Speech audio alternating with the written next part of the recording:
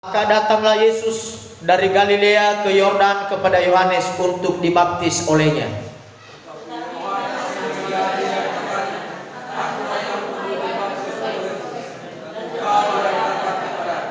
Lalu Yesus menjawab katanya kepadanya, biarlah hal itu terjadi, karena demikianlah sepatutnya kita menggenapkan seluruh kehendak Allah. Dan Yohanes pun menurutinya.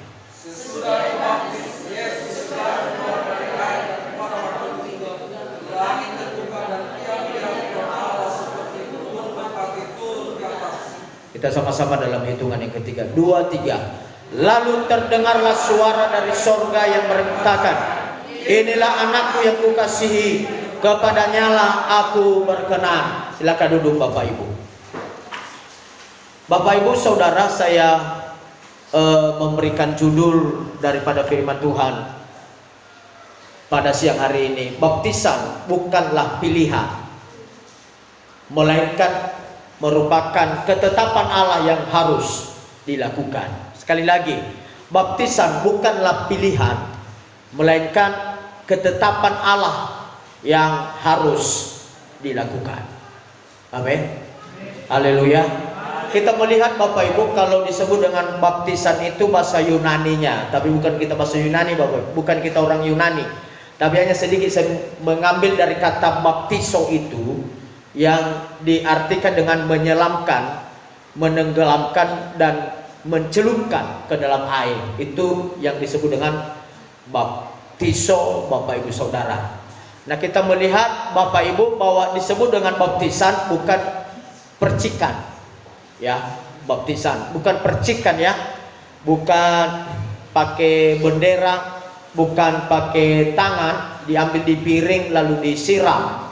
Bukan, tapi yang disebut dengan baptisan ini adalah ditenggelamkan, atau bisa dikatakan dicelupkan, sama dengan bubuk teh. Kalau minum teh manis, maka ada bubuk teh itu harus dicelupkan dulu supaya berubah warnanya. Itu yang disebut dengan baptisan Bapak Ibu Saudara. Nah, Bapak Ibu, saya sedikit menjelaskan tentang baptisan. Baptisan ini adalah sepaket dengan orang percaya. Bahkan bisa dikatakan Bapak Ibu bahwa orang percaya tidak pernah lepas yang disebut dengan baptisan. Saya baca dalam Matius 28 ayat 19 berkata begini, karena itu pergilah, jadikanlah semua bangsa muridku, dan baptislah mereka dalam nama Bapa dan Anak dan Roh Kudus, dan ajarlah mereka melakukan segala sesuatu yang telah kuperintahkan kepadamu, dan ketahuilah aku menyertai kamu senantiasa sampai akhir zaman. Kita bandingkan di Injil Markus pasal 16 ayat 16 berkata, siapa yang percaya dan dibaptis akan diselamatkan, tetapi siapa yang tidak percaya akan dihukum. Artinya baptisan sangat erat dan sepaket dengan kepercayaan kepada Kristus. Orang yang percaya kepada Kristus tandanya adalah harus dibaptis. Oh, harus dibaptis. Nah, Bapak Ibu, ada 3 hal yang harus saya sampaikan bagi kita, bagaimana supaya kita bisa melakukan baptisan air dan apa yang disebut dengan arti daripada baptisan air. Ada 3 hal. Yang pertama Bapak Ibu Saudara, baptisan bukan hanya berbicara tentang pertobatan, tetapi baptisan juga berbicara tentang menyadarkan diri akan dosa-dosa kita. Kita memperhatikan Bapak Saudara, ayat 14 berkata, Yohanes berkata, tapi Yohanes mencegah dia, katanya, aku lah yang perlu dibaptis olehmu dan engkau yang datang kepadaku. Kita melihat Bapak Saudara, ayat ini menjelaskan bahwa sebelum Yesus sebelum Yesus memulai pelayanannya dalam dunia ini, dia menyerahkan dirinya untuk dibaptis. Artinya Tuhan mau menyadarkan kita bahwa seharusnya tujuan daripada baptisan itu adalah menyadarkan kita dari segala dosa yang kita alami dalam hidup kita, dan memberikan kita anugerah Tuhan yang besar secara cuma-cuma. Itulah yang dimaksud dengan baptisan, menyadarkan kita akan pertobatan. Bapak Ibu Saudara, orang yang melakukan baptisan adalah orang yang sadar akan dosa-dosanya, bahwa dosa-dosanya akan disucikan, diampuni, dan sehingga dia mendapatkan hidup yang baru di dalam Tuhan. Itulah yang disebut dengan baptisan. Yang kedua, Bapak Ibu Saudara, baptisan adalah berbicara tentang menggenapkan atau menggenapi seluruh rencana Allah dalam hidup orang percaya. Kata Yohanes, aku tidak layak untuk membaptis engkau, melainkan engkaulah yang layak membaptis engkau, aku, Bapak Saudara. Kalau kita perhatikan yang ke-14 tadi, Bapak Saudara, ayatnya yang ke-14 itu dikatakan di sini, Yohanes mencegah dia. Katanya, aku yang perlu dibaptis olehmu. Sebenarnya aku yang perlu dibaptis olehmu, Tuhan. Lalu kata Yesus, engkau yang datang kepadaku. Lalu kata Yesus, ayat 15, biarlah hal itu terjadi, karena demikianlah sepatutnya kita menggenapkan seluruh kehendak Allah. Artinya Bapak Saudara, bahwa baptisan air itu atau baptisan itu adalah melakukan atau menggenapi seluruh rencana Allah. Amin. Kalau kita memperhatikan, ada dua Alkitab, Bapak Ibu. Ada dua bagian Alkitab, Perjanjian Lama dan Perjanjian Baru. Perjanjian Lama adalah tidak boleh pisah dengan Perjanjian Baru. Perjanjian Baru tidak bisa meninggalkan Perjanjian Lama, dan Perjanjian Lama tidak bisa meniadakan Perjanjian Baru. Kenapa, Bapak Saudara? Karena Perjanjian Lama bahwa menubuatkan tentang keselamatan, dan Perjanjian Baru akan menggenapi keselamatan itu. Maka oleh sebab itu, bahwa dalam ayat ini berkata, menjelaskan bahwa melakukan baptisan air itu adalah orang yang sedang menggenapkan seluruh rencana Allah. Kata Yohanes, aku sebenarnya yang perlu dibaptis olehmu, tetapi ya, karena itu menggenapi rencana Allah, maka saya akan baptis. Amin. Saya memberikan contoh ya. Saya memberikan contoh. Saya melakukan firman Allah, lalu aku datang kepada Amanevi ya, Lase, di sungai air Gambir, bukan air Sarula, karena kecil. Sungai air Gambir. Lalu ketika aku datang, lalu saya bilang sama Amanevi, baptis aku. Lalu Amanevi bilang, tidak mungkinlah aku baptis kamu, Bapak adalah gembala. Aku sebenarnya yang harus dibaptis. Tapi Yesus berkata, lakukan. Karena demikianlah sepatutnya kita melakukan firman Allah. Mau tidak mau, karena demi firman Allah, Amanevi harus baptis saya di sungai air Gambir. Itulah misalnya contohnya. Makanya Yohanes berkata, Yesus, aku tidak layak membaptis engkau. Aku sebenarnya yang berhak untuk Yesus baptis. Tetapi Yesus berkata, biarlah itu terjadi, karena seperti itulah menggenapi seluruh rencana Allah. Nah, banyak orang berkata, apalagi dalam dunia ini, Yesus ngajari kita pada Romalia deh, ya udah nu ahuwa, ya udah nu atua-tua, ya udah yang metubu, masih ono sabuyu metubu. Padahal Bapak Saudara, bukan faktor umur. Firman Allah bukan faktor umur, bukan faktor tua muda, tetapi firman Allah, kita kembali kepada firman Allah, bagaimana caranya kita untuk menggenapkan seluruh rencana Allah. Amin. Nah, ini hal yang kedua, Bapak Saudara. Artinya baptisan bukan berbicara tentang agama. Baptisan bukan berbicara soal gereja.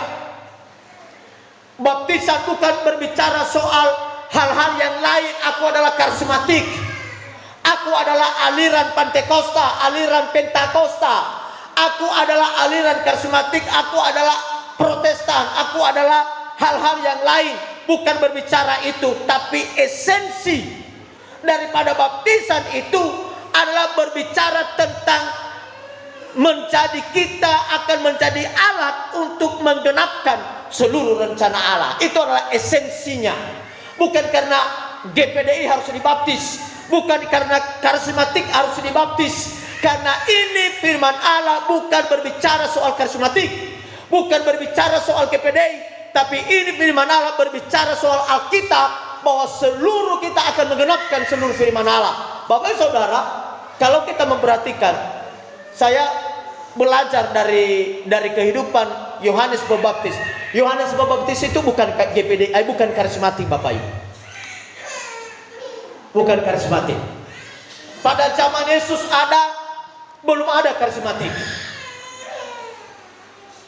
Pada zaman Yesus sebenarnya Martin Luther saja, seorang yang protes, yang mendirikan Protestan. Zaman Yesus belum ada Protestan. Oh saudara. Dan gereja yang ada pada saat itu, Bapak Saudara, adalah gereja yang adalah hanya gereja Katolik. Pada zaman Yesus tidak ada karismatik, tidak ada GPDI ini. GPDI ini masih 104 tahun. Masih hanya 104 tahun. Protestan saya lihat bahwa ada sampai 280-an sekian Protestan, Saudara.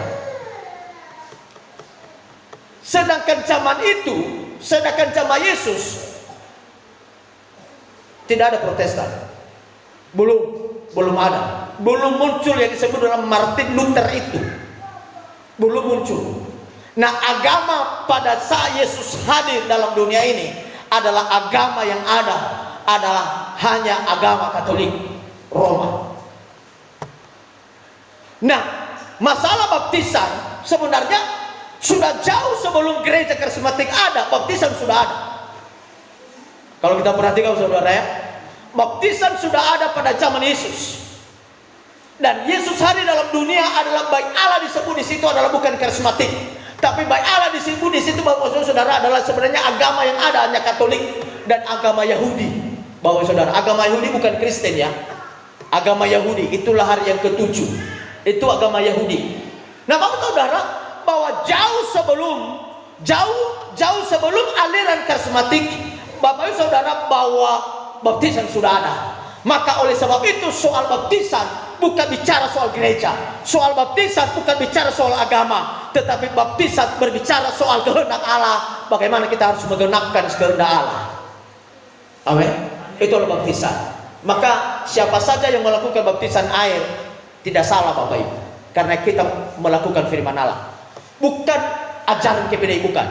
Tapi jauh sebelum KPDI hadir, jauh sebelum gereja karismatik hadir, bahwa saudara, baptisan sudah ada. Amin. Itu sebabnya bahwa saudara, baptisan bukan karena agama, bukan berbicara agama, gereja dan berkat dan lain dan sebagainya, tetapi esensi yang sesungguhnya adalah baptisan berbicara tentang kita menjadi alat untuk menggenapkan rencana Allah. Berarti bukan berbicara soal agama, bukan berbicara soal gereja, bukan hanya sekedar syarat beragama untuk mendapatkan sertifikat nikah. Bukan hanya syarat untuk beragama untuk menerima surat baptisan supaya bisa menikah. Karena ada gereja karismatik, Bapak Saudara, kalau tidak dibaptis dulu tidak boleh dinikahkan. Dan memang seperti itu sebenarnya, Bapak Ibu. Tapi kalau kita kan banyak anugerah. Nah, Bapak Saudara, itu yang kedua, Bapak Saudara. Sekali lagi, baptisan bukan bicara agama, bukan bicara gereja, bukan bicara hal-hal yang lain, tetapi esensi sesungguhnya arti daripada baptisan itu adalah supaya kita menjadikan kita alat untuk menggenapi seluruh rencana Allah. Itu baptisan. Yang ketiga, yang terakhir, Bapak Ibu, tentang baptisan. Tentang baptisan berbicara tentang next level. Peningkatan iman, peningkatan pertumbuhan, Bapak Saudara, disebut dengan next level. Next, maju level lebih tinggi lagi, Bapak Saudara, itu yang disebut dengan next level. Artinya orang yang melakukan baptisan air adalah orang yang ada dalam next level, ada peningkatan dalam iman dan kerohaniannya.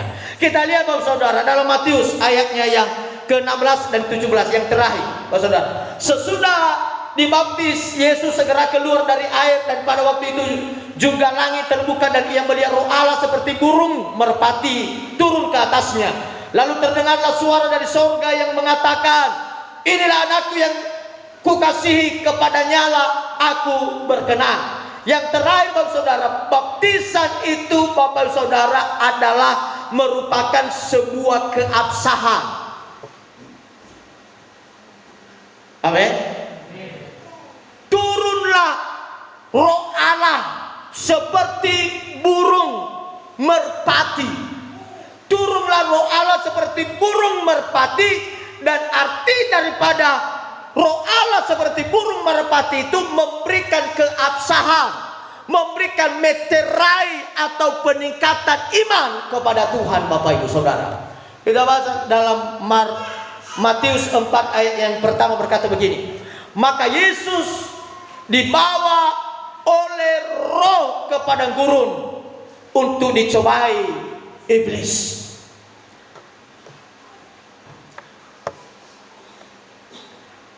Dibawa berarti ada peningkatan. Dan kita perhatikan ayat Matius 4 itu, dicobai oleh iblis. Peningkatan boleh terjadi Bapak Saudara ketika kita dicobai. Amin. Heo mane-mane no yao nya samati, yao nya sa sebuah samati nya sabel kecuali sobelele kalau walangi, sobelele kalau bahagia nak ada bosa maif bagogo da banoa mita badatu. Itu bukan orang yang hebat, itu bukan orang yang kuat. Tapi bagaimana caranya kita bisa kuat di dalam Tuhan? Ketika kita diuji, ketika kita dicobai. Amin. Itu disebut dengan next level. Ketika kita dicobai, diuji, maka disitulah kita akan terlihat bahwa kita adalah orang yang kuat. Amsal berkata, ketika engkau tawar hati pada masa kesesakan, maka kecillah kekuatanmu. Ketika kita tawar hati, diperhadapkan dengan cobaan, diperhadapkan dengan masalah, diperhadapkan dengan apalagi dalam sebuah gereja, dimarahi oleh gembala, hari Minggu tidak ke gereja, bahkan tersinggung dengan khotbah 1 bulan tidak ke gereja, tersinggung dengan perkataan-perkataan, bahkan 2 bulan tidak ke gereja, Bapak Saudara, bukan orang yang kuat. Tapi ketika kita menjadi orang yang kuat, next level Bapak Saudara, ketika kita diperhadapkan dengan pencobaan. Burung merpati itu bicara keabsahan, meterai. Surat apapun Bapak Ibu, kalau tidak ada meterainya, tidak boleh dibawa ke hukum. Tidak boleh dibawa ke hukum.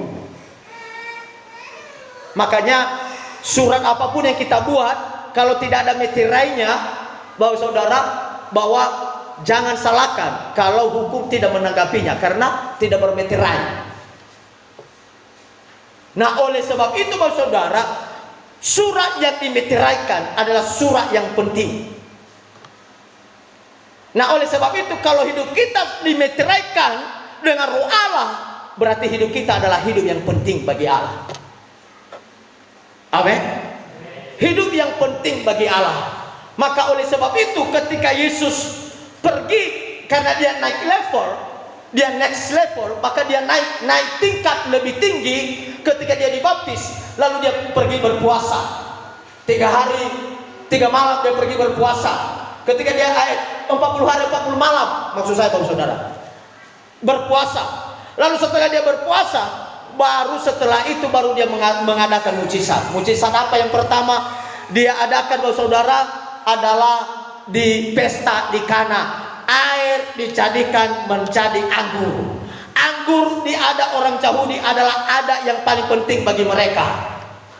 Itu adalah anggur Bapak Ibu. Nah, kalau saya pertimbangkan juga Bapak Saudara, kalau saya hati-hatikan ke Adanias, anggur itu hampir sama dengan Adanias.